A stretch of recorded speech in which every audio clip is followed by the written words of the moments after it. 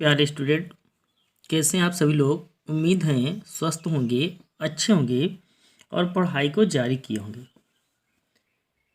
YouTube channel Hindi वीर से जुड़ने वाले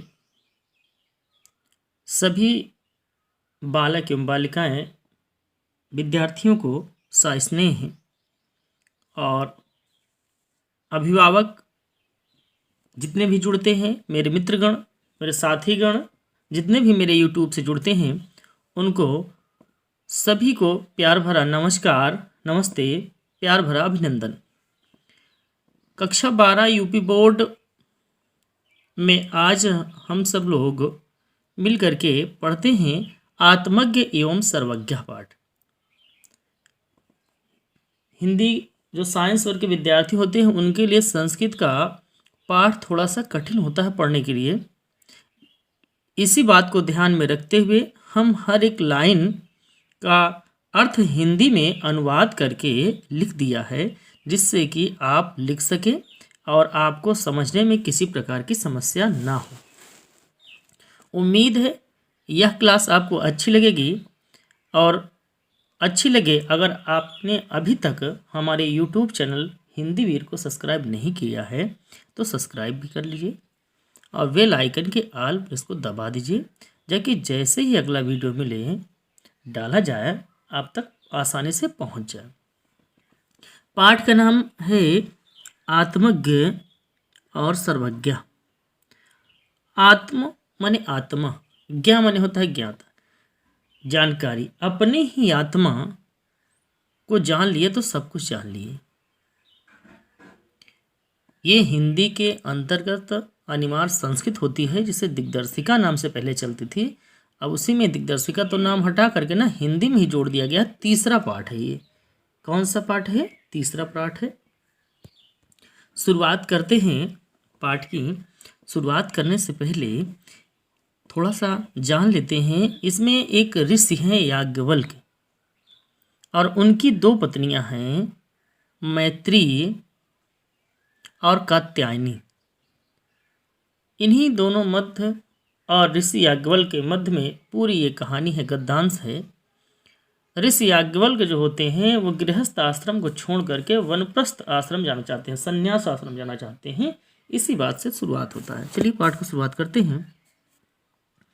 याज्ञवल्क्योः मैत्री उवाच मैत्रीय उदस्यान अहम अस्मात्, यहाँ पर हलंत रहेगा, अस्थान आदश्मि, अस्थान आदश्मि।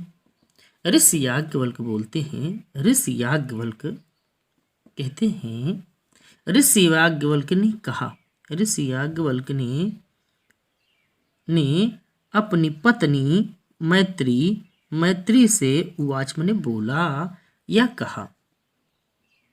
मैत्रीय उदस्यान अहम, अहम मने मैं, अहम मने मैं, उदस्यान अस्मात् इस स्थान को छोड़ करके, स्थान गृहस्थ आश्रम यानी से संन्यास आश्रम जाने वाला हूँ।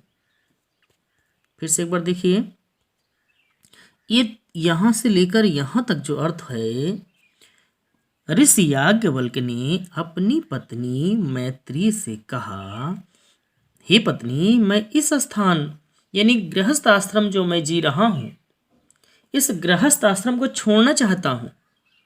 क्योंकि पहले वैदिक काल में हर समय 4 वर्गों में विभाजित था।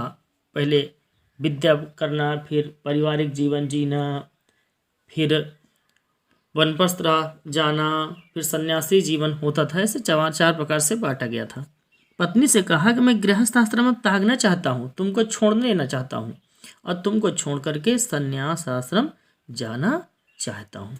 इसको आप स्क्रीनशॉट भी ले लीजिए, ताकि और अपनी किताब में पेंसिल से लिख भी कर सकते हैं, या स्क्रीनशॉट ले करके आप अपनी कॉपी में लिख सकते हैं। आगे, ततस्तनया विच्छेदम करवाणीति। ततस्त, ततस्त माने तो, ततस्त का मतलब तो, अनया विच्छेदम बंटवारा, करवाणी करना चाहता हूँ। तो मैं तुम्हारा, अन्य माने अन्य यानी दूसरी पत्नी क्या है, कात्यायनी के साथ धन का बंटवारा कर देना चाहता हूँ। यहाँ पर कात्यायनी लिखने में थोड़ा सा छूट गया है, उसको आप लोग देख लेना। यहाँ पर थोड़ा सा छूटा हुआ है, कहाँ पर, ततस्तनिया, और यहाँ पर छूटा है कात्यायना। कात्यायना छूटा है, जिसका नाम कात्यायनी हिंदी में है, वो किताब में आप देख लेना, लेकिन अर्थ पूरा लिखा हुआ है। छूट गया था, प्रिंट हो गया तो मिस्टेक हो गया था। अगला क्या है, मैत्रेय उवाच यदीयं सर्वा पृथिवी वित्तेन पूर्णः स्यात् तत् किं तेन अहम अमृताः याज्ञवल्क्य उवाच नेति। अभी तक क्या हुआ है, आपको पढ़ाए कहाँ तक गया है कि एक ऋषि याज्ञवल्क्य रहते हैं, वो अपनी पत्नी, कहानी की तरह याद कर लीजिए, एकदम कहानी की तरह याद करने, अर्थ अगर नहीं समस्या भी होती है तो अर्थ लिख दीजिएगा, समझ में आ जाएगा।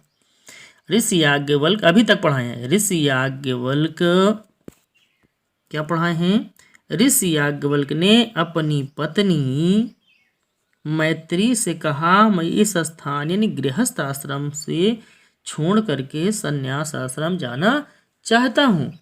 इसलिए क्या करना चाहता हूँ कि मैं नहीं चाहता हूँ कि मेरे जाने के बाद आप और दूसरी पत्नी जो मेरी कात्यायनी है वो धन को लेकर के झगड़ा करे, धन के बंटवारे को लेकर के आपस में झगड़ा हो।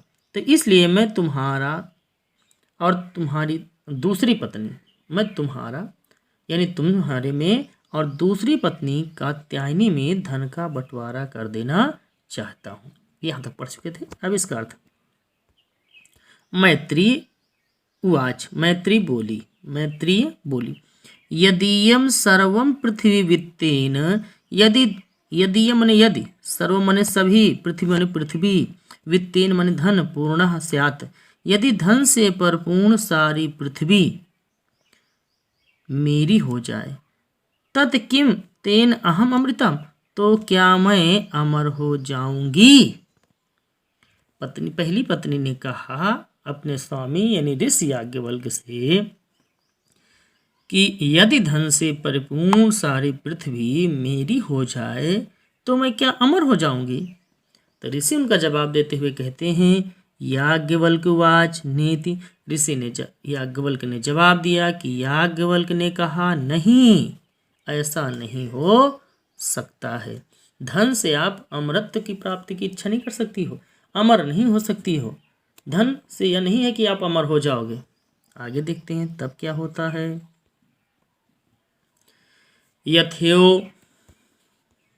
यथेव उपकरणात्म जीवनम तथेव ते जीवनम स्यात्।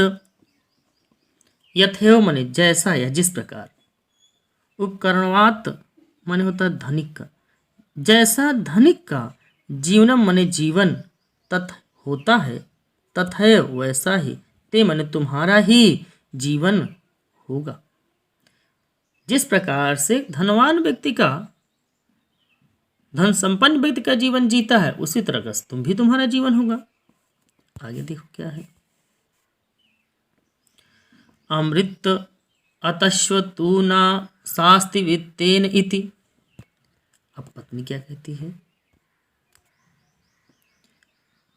धन से अमृत की आशा नहीं की जा सकती है।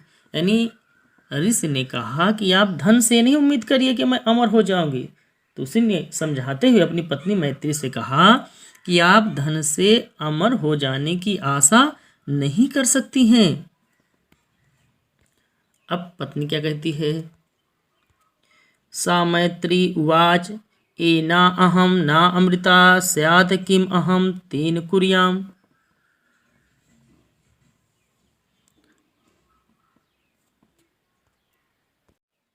मैत्री, सा मैत्री, उस मैत्री ने, उवाच मने कहा, एना नामृतम, जिससे मैं अमर न हो सकूं, न मने नहीं, अमृता मने अमृत, स्यात् मने होना, यानी जिससे मैं अमर ना हो सकूं, तेन कुर्याम, तो उसे लेकर के मैं क्या करूंगी। मैत्री उनकी पत्नी बोलती है कि अगर स्वामी हम धन से अमर नहीं हो सकते हैं तो हम इस धन को क्या करेंगे। आगे देखते हैं। यदेव भगवान केवलम अमृत साधनम जानाति तथैव मे ब्रूहि। पत्नी कहती क्या है, यदेव मने यदि, भगवान मने हे स्वामी, हे भगवान, केवल अमृत साधनम जानाति, यदि आप अमृत के साधन को जानते हो, तदेव में ब्रू, तो मुझे बताइए। अर्थ देखो नीचे लिखा है, यदि हे भगवान आप अमृत प्राप्ति का कोई मार्ग जानते हैं, कोई रास्ता जानते हैं, तो वह मुझे बता दीजिए। अर्थ देखो लिखा हुआ है, याज्ञवल्क्य उवाच प्रिया न सती त्वं प्रियं भासते एहि उपिस व्याख्या आस्मिते अमृत साधनम।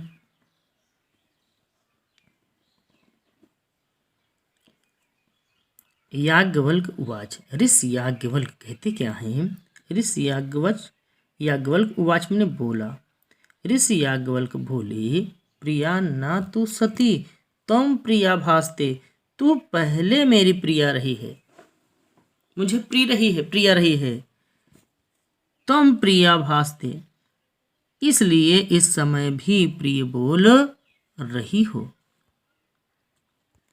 आगे क्या है, यही उपविश, आ यहाँ बैठ, व्याख्या आश्मिते अमृत साधनम, मैं तुझे अमृत प्राप्ति के साधन की व्याख्या कराता हूं। आगे देखिए क्या है, उम्मीद है अब आपको अच्छी लग रही होगी क्लास, क्योंकि हर एक लाइन का अर्थ बड़े ही मेहनत के साथ मैंने टाइप किया है और टाइप करके आपके सामने प्रेजेंट किया है। तो उम्मीद है यदि अभी तक भी आपने मेरे यूट्यूब चैनल को नहीं सब्सक्राइब किया है तो कर लेंगे। मुझे पूरा विश्वास है, इस कक्षा को देखने के बाद पूरा विश्वास है कि आप अब चैनल को सब्सक्राइब कर लेंगे। आगे देखिए क्या है, याज्ञवल्क्य उवाच नावय अरे मैत्रीय।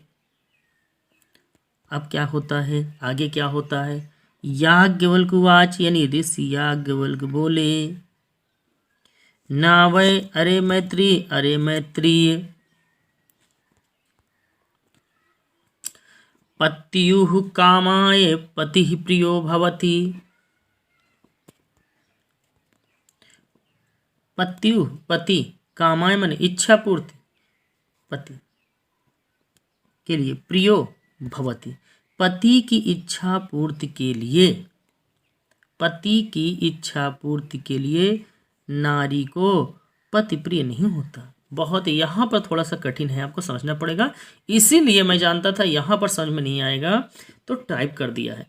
पत्यु कामाय पति प्रियो भवति, पति की इच्छा पूर्ति के लिए नारी को पति प्रिय नहीं होता है, बल्कि अपनी इच्छा पूर्ति के लिए पति प्रिय होता है। यानी जो पत्नी होती है वो अपने पति को खुश करने के लिए नहीं, बल्कि अपने आप को खुश रखने के लिए, अपने आप को खुश करने के लिए वह पति को प्रिय होती है। फिर भी नहीं समझ में आया तो फिर से सुनिए, पत्नी जो होती है वह अपने इच्छा पूर्ति के लिए पति को अच्छा लगती है, न कि पति की इच्छा के लिए, अपनी इच्छा के लिए। समझ में है ना, वही लिखा है कि पति की इच्छा पूर्ति के लिए यानी नारी को पति प्रिय नहीं होता है, बल्कि अपनी इच्छा पूर्ति के लिए पति प्रिय होता है। आगे देखिए, यहां पर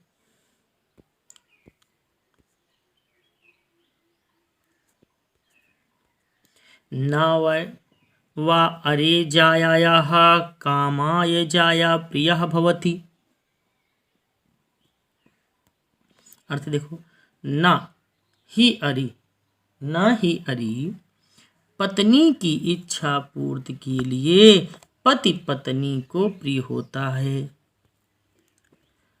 और आगे क्या है, आत्मनस्तु वै कामाय जाया प्रिया भवति, यानी आत्मनास्तु अपनी इच्छा पूर्ति के लिए, कामाय माने इच्छा, जाया माने पत्नी, यानी अपनी इच्छा पूर्ति के लिए पत्नी प्रिय होती है। जो आदमी होता है, जो मनुष्य होता है, अपनी इच्छा पूर्ति के लिए वह पत्नी को अच्छा देखता है। नावै अरे पुत्रस्य वित्तस्य च कामाय पुत्रो वित्तं वा प्रियं भवति आत्मनस्तु वै कामाय पुत्रो वित्तं वा प्रिया भवति। अर्थ देखो इसको क्या है। ना वै अरे पुत्रस्य। अब तो ये अभी तक हम बात क्या कर रहे थे, याज्ञवल्क्य जी क्या बता रहे थे, पति और पत्नी के रिश्ते के विषय में बता रहे थे कि पति भी अपनी इच्छा पूर्ति के लिए दूसरों को अच्छा लगता है, पत्नी अपनी इच्छा पूर्ति करना चाहती है, इसलिए पति को अच्छा लगती है। अब पुत्र और पिता धन के विषय में बात हो रही है। ना ही अरे पुत्र या धन की कामना से, पुत्र या नावै पुत्रस्य वित्त, पुत्रस्य माने पुत्र, वित्ताय माने धन, चा माने और, कामाय माने इच्छा, पुत्र वित्त माने धन, प्रिय बहुत, प्रिय माने अच्छा लगना, बहुत माने होता है।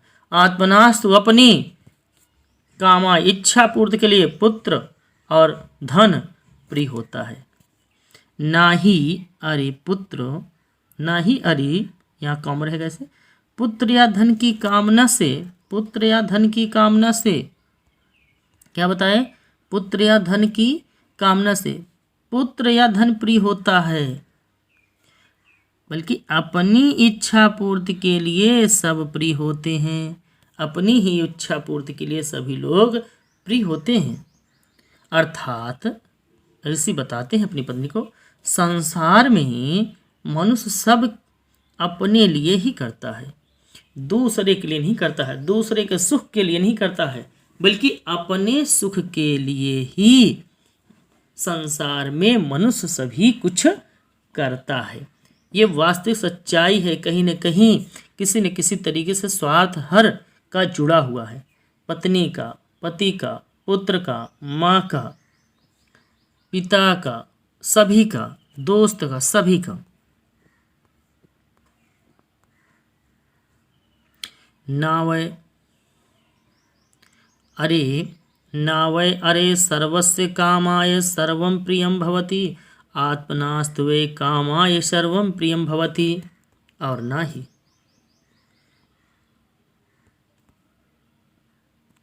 और ना ही दूसरों के सुख के लिए नहीं, बल्कि अपने सुख के लिए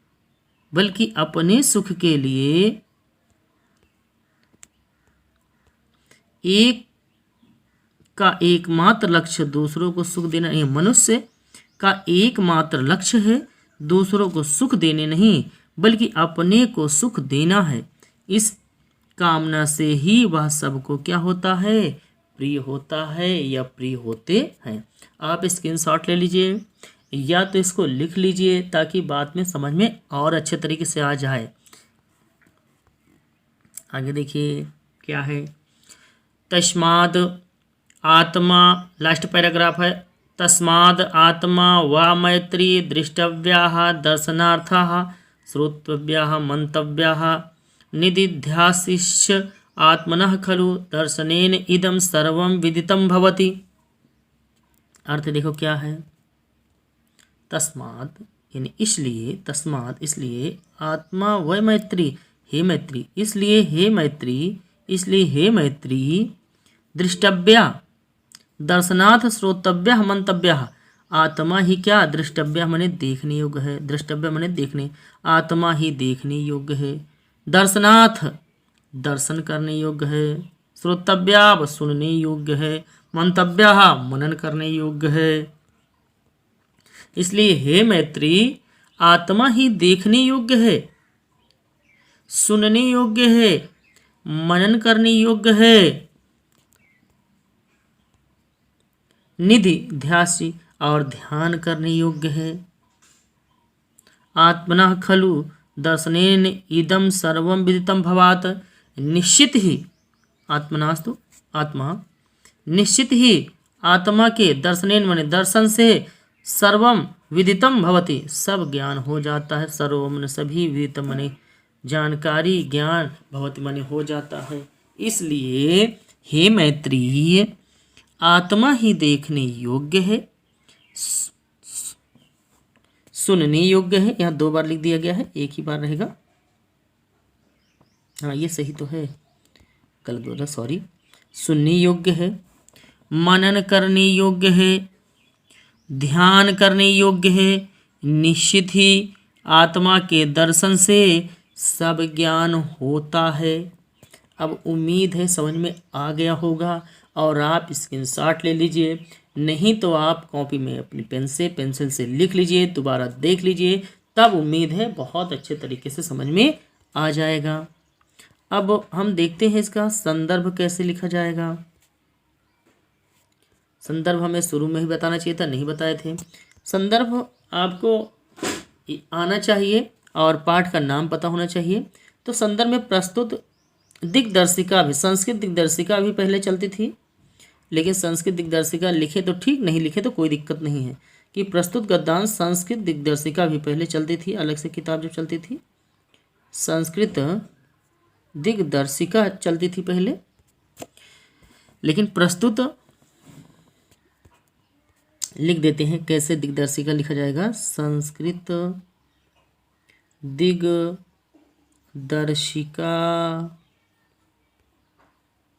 संस्कृत दिग्दर्शिका। पहले इस संस्कृत वाले खंड का दिग्दर्शिका नाम था, संस्कृत दिग्दर्शिका, लेकिन वो किताब अब हटा दिया गया है अलग से, और हिंदी के साथ ही जोड़ दिया गया है। अगर दिग्दर्शिका लिखेंगे तब भी ठीक है, या आप इतना लिख देंगे संदर्भ में कि प्रस्तुत संस्कृत गद्यांश ऐसे करके लिखा जाएगा,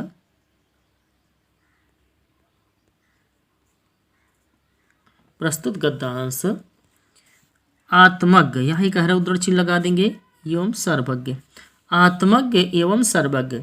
आप इसको जो एग्जाम में लिखेंगे तो इसको मोटी पेन से लिखेंगे, ब्लैक पेन से लिखेंगे, से लिया गया है।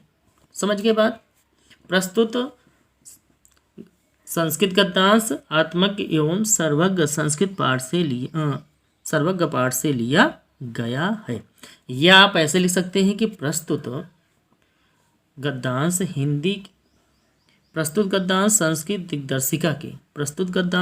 दिग्दर्शिका के आत्मज्ञ एवं सर्वज्ञ पाठ से लिया गया है।